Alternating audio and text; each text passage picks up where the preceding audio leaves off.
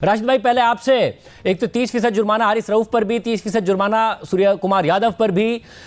Final के लिए कम से कम चीजें रिपीट ना, उसके लिए बेहतर हुआ। और ये बताएगा कि क्या हारिस रऊफ को उतना ही जुर्माना पड़ना चाहिए था जितना सूर्य कुमार यादव को पड़ा, या सूर्य कुमार यादव को ज्यादा जुर्माना होना चाहिए था? नहीं, इनका ऑफेंस ज्यादा था। इनकी नौयत जो थी ना वो पॉलिटिकल थी, और वो दो कंट्रीज के बीच में जो हुआ उसके बारे में थी। इसके अलावा आप शुभमन गिल का उसी रात को बयान देख लें, आप x.com पे मौजूद है, जिसमें उन्होंने डेडिकेट किया था। ये भी एक ऑफेंस है, इनको भी दायरे में लेके आना चाहिए था। उसी रात बीसीसीआई ने भी एक ट्वीट की है, उसमें भी उन्होंने सराहा है कि जो हमारे कैप्टन ने बोला बिल्कुल ठीक है और हम बैक करते हैं on end of the field. तो मुझे हैरत इस बात की है कि इन लोगों को क्यों नहीं किया गया, जुर्माना नहीं किया गया, बुलाया नहीं गया, क्योंकि ये ज्यादा बड़ा जुर्म है जो कि साहबजादा फरहान ने किया है या हारिस रऊफ ने किया। ये तो एक्ट था ना, वो हो सकता है, लेकिन ये तो आप लिख रहे हैं ऑन रिटर्न है, सामने ही लिखा हुआ है, मेरे पास रखा हुआ है, दोनों का, बीसीसीआई का भी, शुभमन गिल का भी। और मुझे बहुत हैरत है कि आईसीसी ने इसको देखा नहीं और किसी ने इसको रिप्रिमाइंड किया नहीं। और जो हुआ मेरे ख्याल से कप्तान के ऊपर कम हुआ है। ये सस्पेंशन होती है यहाँ पे फाइन नहीं होते। जब आप चले जाते हैं ना डिस्क्रिमिनेशन कोड में, वहां पे सस्पेंशन होती है, वहां पे आपको डीमेरिट पॉइंट दिए जाते हैं। ये शायद दोनों को छोड़ दिया गया, दोनों ममालिक के अच्छा मैच करने के लिए इतवार को, शायद इसी वजह से इसको छोड़िए, वरना ये हैवी फाइन हो सकते थे इसके ऊपर, क्योंकि इसका फायदा और लोग उठाएंगे। ऑस्ट्रेलिया की एशेज होती है इंग्लैंड के साथ, उसमें भी बहुत सारी चीजें हो सकती हैं, क्योंकि आपने एक रेफरेंस क्रिएट कर दिया है छोड़ने का।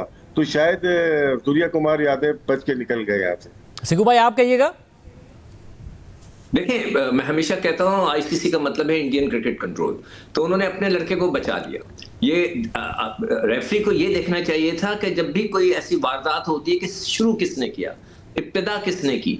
बदतमीजी की जो इब्तिदा है वो भारत की तरफ से हुई, और उसके बाद उसका थोड़ा सा, और जो भारत ने की, जैसे अभी राशिद ने बोला, वो तो आपने बयान दे दिया, सबके सामने बैठ के कह दिया कि जनाब हमने ये किया और उसको डेडिकेट किया। हारिस रऊफ ने तो ऐसी कोई हरकत नहीं की, वो तो सिर्फ हाथ से ऐसे ऐसे इशारे कर रहा था। वो फुटबॉलर भी कर रहा है, रोनाल्डो है ना शायद जिसने यूं जी जी, रोनाल्डो का क्लिप शेयर किया मोहसिन नकवी साहब। हाँ, तो फिर तो यानी कि वो तो एक इशारा था, वो ऐसे क्राउड के साथ खेल रहा था। लोग खेलते हैं क्राउड के साथ, आप मजाक करते हैं, क्राउड के साथ एंजॉय करते हैं, वो नारेबाजी करते हैं। हमारे दौर के अंदर मुझे अच्छी तरह याद है कि जो क्राउड था वो गाने गाता था हमारे ऊपर, हम उसका जवाब देते थे। तो इसका ये मतलब हुआ कि उसने बहुत बड़ा जुर्म कर दिया।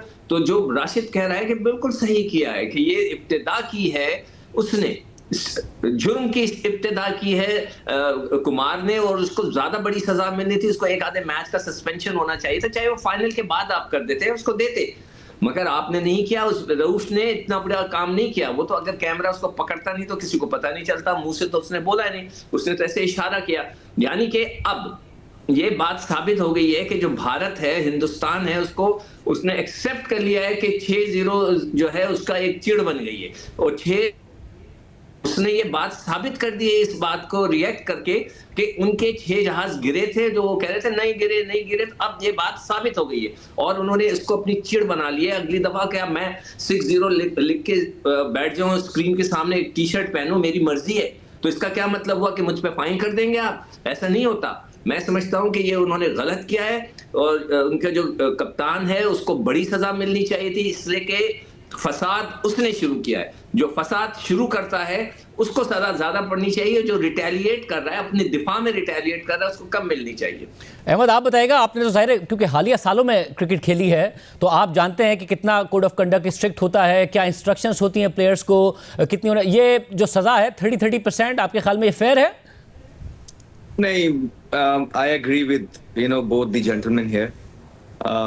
जो सूर्य कुमार यादव का जो स्टांस था और जिस तरह उन्होंने स्टार्ट किया ये सारा चीजें, और पोस्ट मैच सेरेमनी को जो है स्टेज बना के वहां पे अपने आर्मी को थोड़ा सा फेस कवरिंग करने की कोशिश की, तो उनका फैंस ज्यादा था। लेकिन वो शायद ये भूल रहे हैं कि अब आप सिर्फ फेस कवरिंग ही करते रहेंगे। जो पाकिस्तान की तरफ से होना था, जो पाकिस्तान की आर्मी ने, पाकिस्तान की एयरफोर्स ने करना था, वो कर बैठे थे। अब आप कहां कहां जाके अपना मुंह छुपाते फिरेंगे? और जितना आप इस मामले को उठाएंगे उतनी ही जगरसाई होगी। तो पिछले 5 महीनों के अंदर जितने भी डिसीजंस भारत ने लिए हैं उनको मुंह की खानी पड़ी है, चाहे वो पाकिस्तान पे ये स्टार्ट करके बॉम्बिंग, और उसके बाद देख लें कितनी पिटाई हुई है, उसके बाद ये क्रिकेट वाला सारा सिनेरियो, और फिर जो और भी अगर बाहर भी आप जाके देखेंगे अमेरिका वगैरह, तो इनके जो टर्म्स हैं वो सारी दुनिया के साथ खराब हो रहे हैं। तो पिछले 5 महीने जो थे भयानक गुजरे हैं भारत के लिए। शायद मोदी गवर्नमेंट ने जो है इस तरह चीजें नहीं सोची थी, उन्होंने सोची थी कि अपनी डूबती हुई गवर्नमेंट को मैं इस स्ट्रेटजी से बचा लूंगा, लेकिन एक इंसानों का प्लान होता है और फिर एक अल्लाह का प्लान होता है। अल्लाह ने सारी चीजें जो हैं 5 महीने के अंदर ऐसी कर दी कि जो उन्होंने सोचा था बिल्कुल बरक्स करके दिखा दिया। याया, ज़ाहिर है आप वहाँ मौजूद हैं दुबई में, आपकी इंतजामिया से भी ज़राए से भी बात हो रही होगी, पाकिस्तानी क्रिकेट मैनेजमेंट मुतमईन है जो कुछ हुआ? शाहजेब खानजादा साहब, इस वक्त भारतीय क्रिकेट बोर्ड के लिए जो कुछ 14 सितंबर को उन्होंने किया है एक ऐसी हड्डी है जो उनसे उगली जा रही है न निकली जा रही है, क्योंकि हालिया अरसे में जो इंटरनेशनल क्रिकेट काउंसिल अचानक हरकत में आया है, इसके पीछे क्या मुहर्रिकात हैं इसको समझने की जरूरत है। 14 सितंबर को जो कुछ हुआ, हैंडशेक नहीं किया गया, ड्रेसिंग रूम का दरवाजा बंद कर दिया गया और दुनिया को एक मैसेज देने की कोशिश की गई, जिसका जवाब पाकिस्तान क्रिकेट बोर्ड ने 21 तारीख को दिया।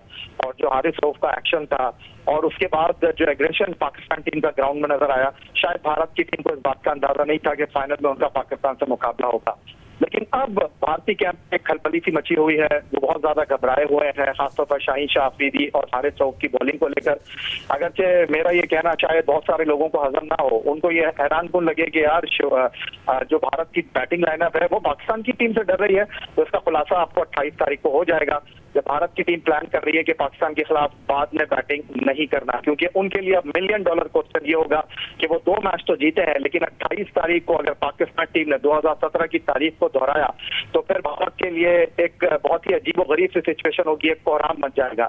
तो भारत की क्रिकेट बोर्ड में और इस वक्त इंटरनेशनल क्रिकेट काउंसिल में एक अजीबोगरीब सी सिचुएशन है, और उस वजह से इस वक्त ये मैच रेफरी की हेयरिंग और ये सारी चीजें हो रही हैं, क्योंकि अब उनको खतरा ये है कि जो पाकिस्तान टीम है वो अब क्या करेगी। उन्होंने तो जो करना था वो कर लिया और अब वो ये सारी चीजें समेटना चाह रहे हैं।